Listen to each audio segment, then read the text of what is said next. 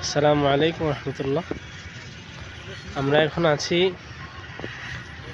সাভারে, না ভাইয়া? গ্রাম অঞ্চলে সাভারে, এটা আপনার মিরপুর এক চিড়িয়াখানার পিছন সাইডে যেটা নদী মাতৃক এলাকা, নদী আছে।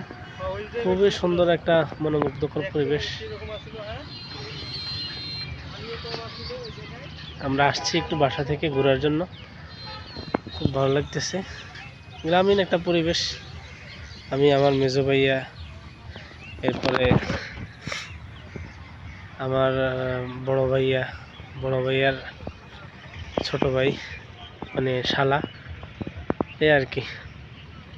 সবাই ঘুরতে আসলাম নদীর পাড়ে, খুব ভালো লাগতেছে। আপনারা যারা সাভার এলাকায় আছেন বা সাভারের কাছে ঘুরতে চান, নদীর পাশে, এই জায়গাটার নাম হলো আপনার গেন্ডা বা এই এলাকা। গেন্ডা থেকে একটু ভিতরের দিকে আসতে হয় নদীর পাড়।